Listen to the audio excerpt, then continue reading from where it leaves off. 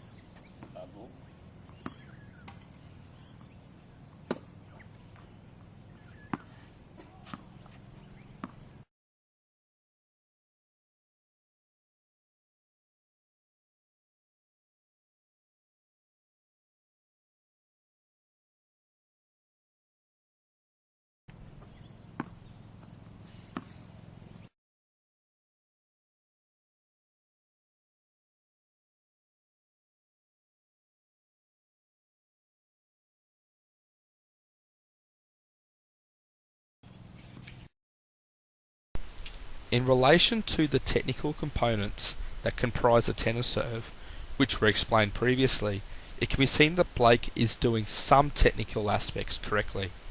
Blake's stance is correct from a technical perspective. His feet are a shoulder's length apart, and his toes are pointing in the correct position. Blake is also landing a very high percentage of first serves inside the court. However, after viewing Blake's current serve, two major technical deficiencies are evident, these being the ball toss falling back behind his head, and also the racket failing to scratch the back of the player, leading to a fry pan-like contact with the ball. Before any drills or activities can be implemented, various considerations must be addressed that are absolutely critical in the success of the session. Firstly, safety measures must be made. In this occasion, there was a small amount of rain prior to the session on the tennis court. This meant the courts had to be tested in terms of how slippery they were before play commenced. Other less obvious factors that were considered were the length of the session in terms of keeping the athlete motivated throughout the activities.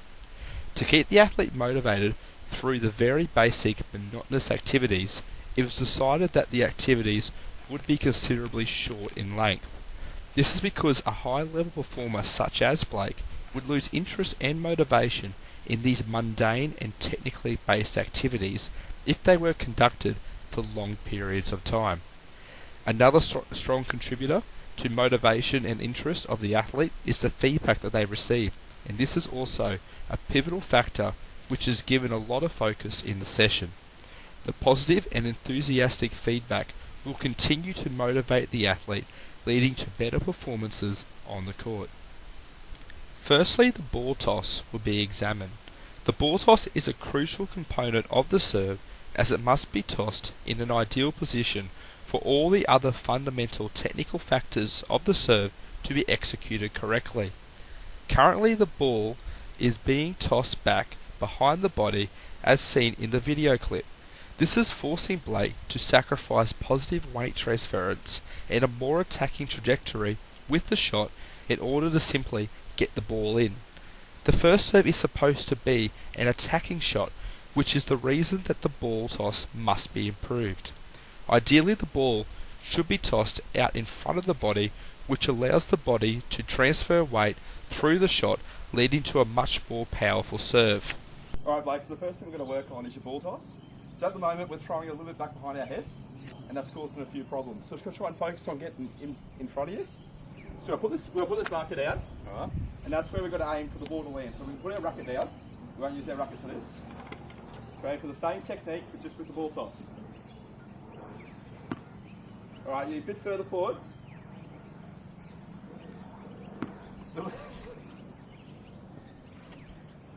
Yes, that's it. Alright, one more. That's much better. To teach Blake the ball toss skill, a very simple drill was performed. Playing to Blake's strengths as a kinesthetic learner, an approach was made to have Blake learn the ball toss skill again by performing the skill himself. The racket was not used in the drill in order to simplify the content, and doing so also allowed Blake to concentrate solely on the ball toss. The marker was placed in the ideal position in front of Blake, which also gave him a goal of trying to land the ball on the marker, which measured his progression. Now that the ball toss deficiencies have been discovered and developed, the focus can now progress to another key technical flaw with Blake's serve, this being the absence of the scratching of the back technique, and in turn this resulting in a poor connection with the ball upon contact. Currently, in relation to Blake's original serve, instead of scratching his back, Blake is executing a shorter, more simple backswing, which may be consistent but has little power or attacking threat. The absence of the scratching of the back leads to the athlete not getting the power in the serve that biomechanical principles create. This is due to the scratching of the back being a key factor in increasing the arm and in turn racket speed, which creates the power that the first serve requires in order to be an attacking weapon for the athlete.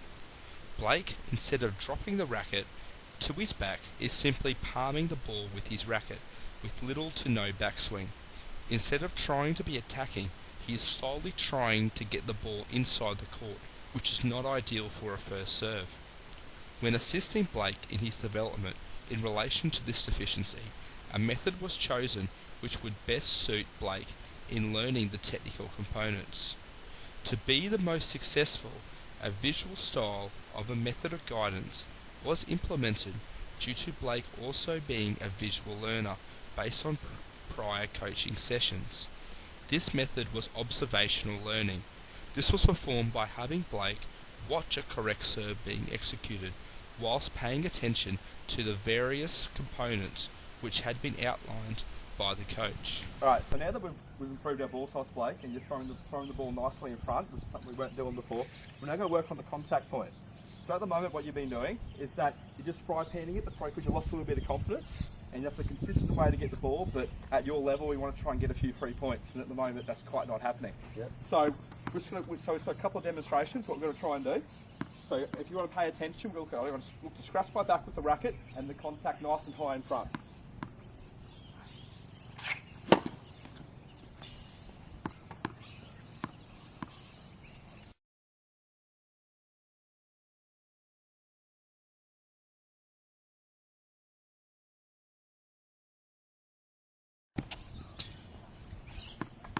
Just two more.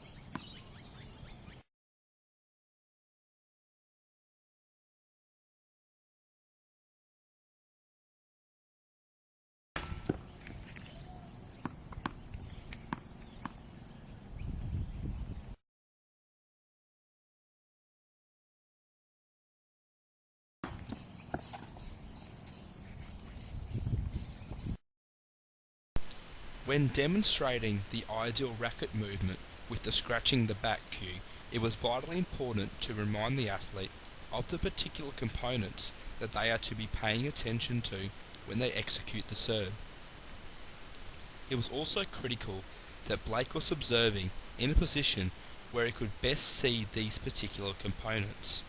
This is why the athlete was stationed side on to the coach during the demonstrations, as this gave the best view of the coach scratching his back and extending up to the ball on contact. The athlete was also able to see the increased racket speed that is created by the scratching of the back technique. We've got a couple of things now, Blake. So what are the two key things that we've done? The ball toss further out in front. Yep. And get the racket nice and high and behind the back to scratch your back. Yep. And the contact point further out in front and higher. Brilliant. Okay, that's exactly what we wanted to work on. So now we should do a few more quick serves to see if we've got the hang of it, and then we can work on some more complex things later on in the later lessons. All right. So we've got 6 of them to do. Sounds good. All right. So remember, ball nicely in front. Yeah, a lot better. Lot better. Yeah, that's what we need. That's perfect.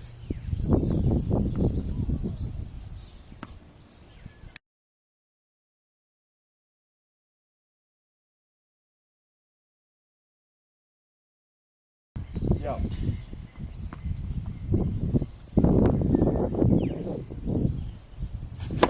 A lot better. Feel a lot better for you, feel like? Yeah, it does. That's good. Alright, so 2 more.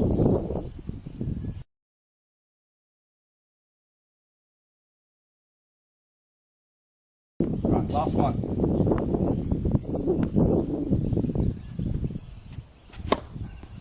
That's a great serving, Blake. By seeing Blake's now improved serve, the technical deficiencies that had been identified have been drastically improved. The ball toss is now much further in front, and as a result, Blake is getting much more momentum through the court as seen in the video clip. As well, the other major deficiencies of Blake not scratching his back with the racket, resulting in less power due to biomechanical reasons, has also been addressed. Blake can now be seen dropping his racket to his back before extending through into the contact point, resulting in a much more powerful attacking serve. Blake has improved his tennis serve as a result of the teaching strategies which were used in the assessment. However, even though Blake has shown improvements in correcting his serve, Further work and coaching will have to be conducted in order to not only progress Blake to the autonomous stage, but more importantly, have him remain at the autonomous stage as he continues to play the sport competitively. This will be accomplished through a variety of methods, including rehearsal, practice, chunking, and enjoyment, all of which again suits Blake's learning style.